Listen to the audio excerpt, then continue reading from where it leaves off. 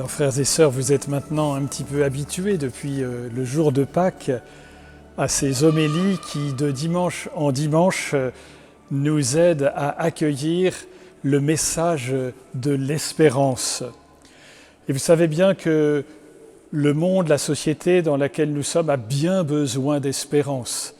Je pensais simplement à ces nouvelles encore qui nous sont venues simplement cette semaine avec ce sommet sur le climat. Le pape François a envoyé un message aux dirigeants du monde et il n'a pas mâché ses mots. Il disait les deux catastrophes mondiales, la Covid et le climat, montrent que nous n'avons plus le temps d'attendre. Si nous n'en sortons pas meilleurs, nous prenons le chemin de l'autodestruction. Mais il y a aussi ces nouvelles alarmantes qui nous viennent de l'Inde ou d'Amérique latine avec la pandémie qui explose là-bas. Ici, dans notre pays, les incertitudes quant à l'avenir, crainte de ces variants dont on nous parle sans cesse, les conséquences économiques aussi de la pandémie, et puis ces informations, vous savez, quotidiennes où on fait le compte et des morts et des réanimations et des hospitalisations, etc. Et comme si ça ne suffisait pas, voici que le terrorisme est toujours là, toujours présent, et ces jours-ci encore, il s'est rappelé à nous. Alors, comme chrétiens, on ne va pas se boucher les yeux devant la réalité, devant ces réalités d'ici-bas, mais nous voulons tourner nos yeux vers les réalités d'en haut. Nous ne voulons pas oublier que parmi les hommes, comme chrétiens, nous sommes porteurs de l'espérance la plus forte qu'il y a au monde. Et cette espérance, on l'a évoquée ces derniers dimanches. C'est cette espérance que je ne mourrai pas, que je suis fait pour vivre et éternellement, que je suis et serai toujours aimé de Dieu. Et la semaine dernière, nous nous sommes rappelés que je suis pardonné, libéré de toute culpabilité et quoi que j'ai pu faire. Aujourd'hui, nous allons accueillir un autre motif d'espérance. C'est que je suis fils ou fille de Dieu, que j'appartiens à sa famille. Vous savez combien appartenir à une famille, c'est absolument déterminant et pour toute la vie. Petit exemple de cette Américaine, Amy Brooks, qui a été abandonnée à sa naissance par ses parents biologiques qui n'ont pas accepté son handicap. Elle est née sans bras ni jambes. Et voilà qu'une autre famille l'a adoptée. Et elle a trouvé des parents aimants, déterminés à lui offrir une vie comme à n'importe quel autre enfant.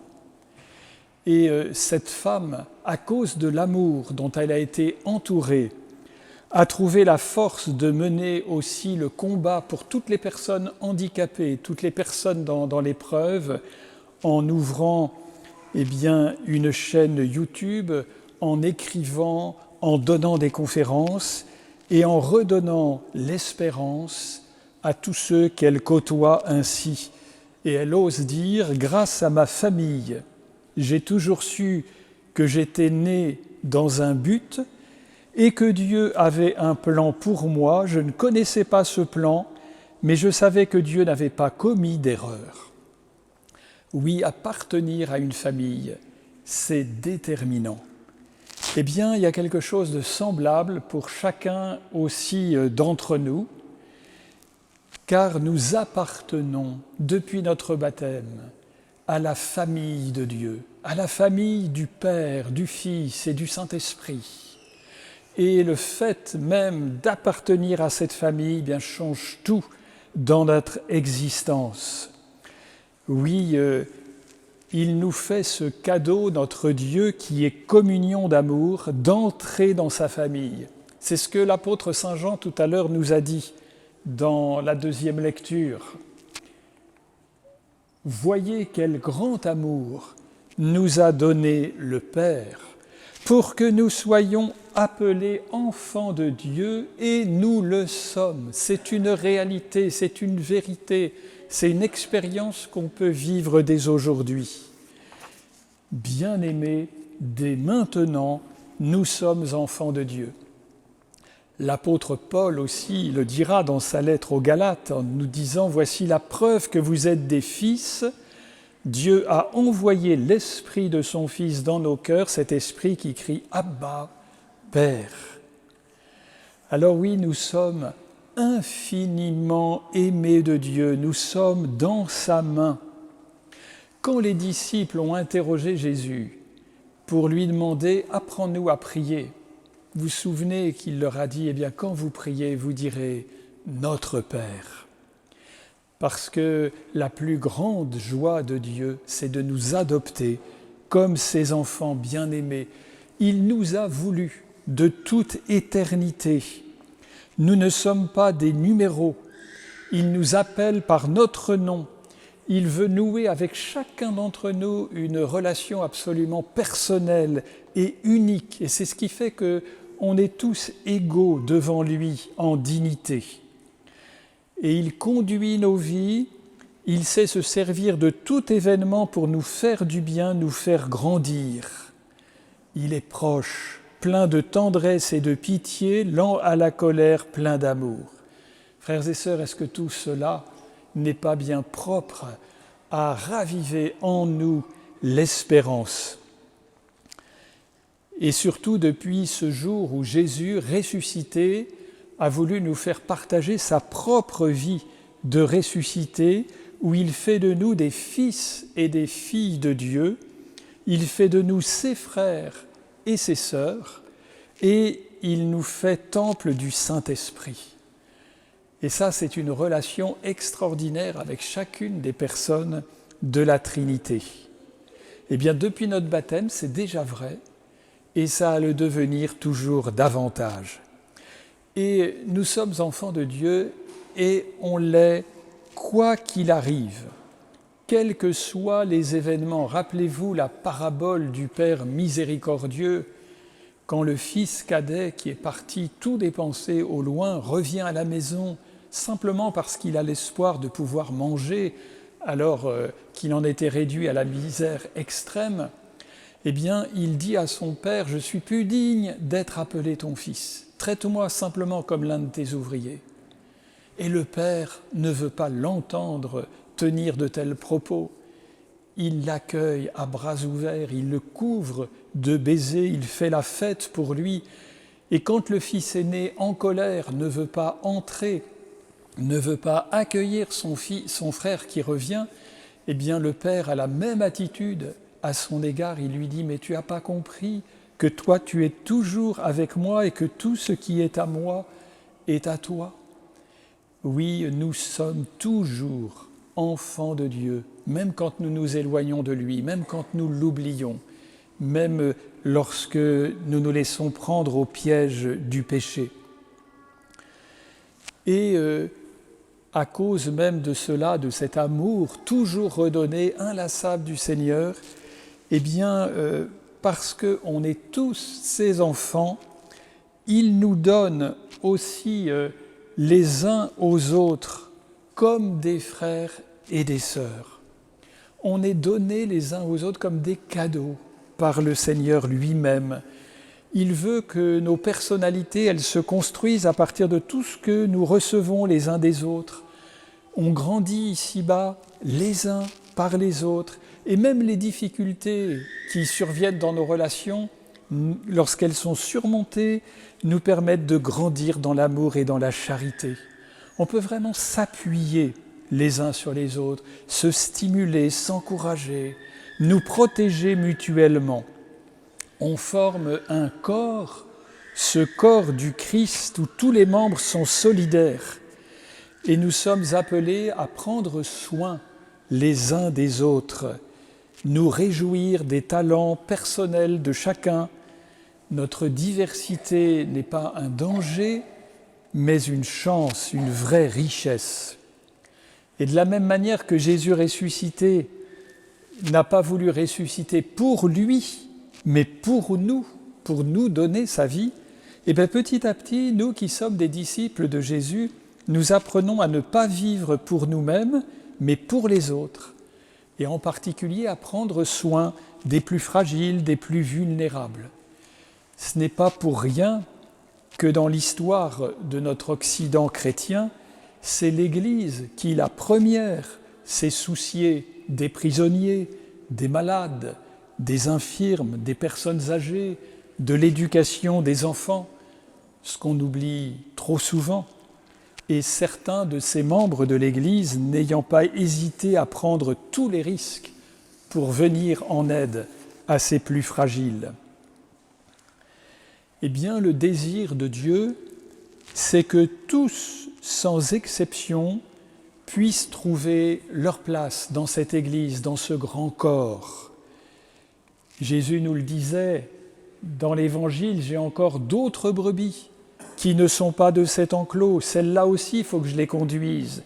Elles écouteront ma voix. Il y aura un seul troupeau, un seul pasteur. C'est la beauté de l'Église, de rassembler des membres de tous horizons, de tous les âges, de toute origine sociale, de toute race, peuple, langue, nation. Et le Christ en est le bon pasteur. Il donne sa vie pour chacun, pour rassembler dans l'unité les enfants de Dieu dispersés. Alors on sait bien qu'on a encore du chemin à faire pour que nous soyons davantage cette famille accueillante où chacun se sent chez lui, mais déjà, il y a quelque chose, un avant-goût qui nous en est donné. Mais le Seigneur veut encore mieux pour nous. L'apôtre Saint Jean, toujours dans la deuxième lecture, nous disait que ce que nous serons n'a pas encore été manifesté. Il y a ce qui est déjà là, nous sommes enfants de Dieu, mais ce que nous serons n'a pas encore été manifesté, nous le savons, nous lui serons semblables parce que nous le verrons tel qu'il est.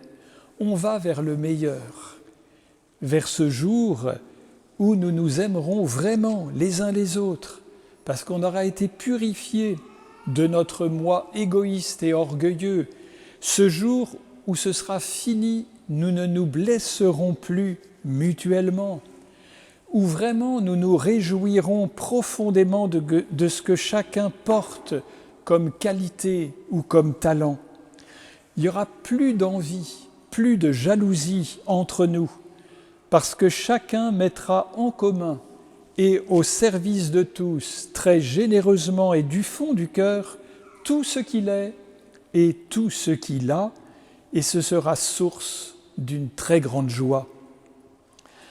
Notre plus grand désir à ce moment-là, ce sera de nous oublier pour que chacun trouve pleinement sa place dans ce royaume où nous nous retrouverons pour une fête qui n'en finira pas. Et nous partagerons le bonheur des saints, nous chanterons la bonté ineffable de ce Dieu qui ne se lasse pas de faire miséricorde.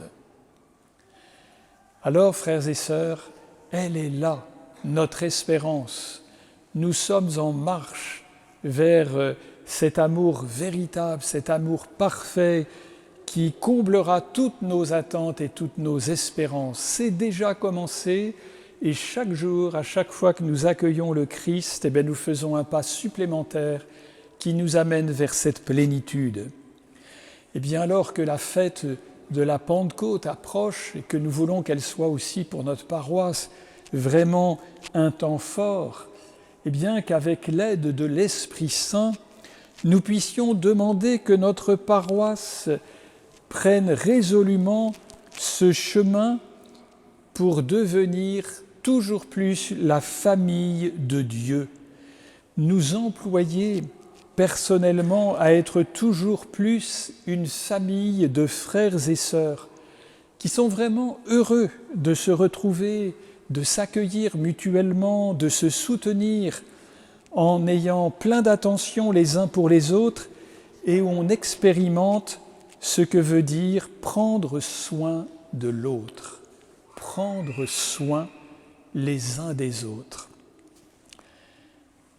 N'oublions pas que lorsque nous venons communier au corps du Christ ressuscité, comme nous allons le faire tout à l'heure, c'est pour être remplis de tout son amour et que nous puissions le partager sans compter. Et si c'est vraiment ce que nous faisons, ce que nous vivons, eh bien alors nous allons connaître la grâce d'une autre communion, tout aussi importante dans notre vie chrétienne, la communion fraternelle, la communion entre nous, cette communion qui a toujours à grandir. Alors oui, quand nous communions au corps du Christ, n'oublions jamais que c'est pour grandir dans la communion les uns avec les autres. Et alors, nous annonçons au monde cette espérance dont il a tant besoin. Amen.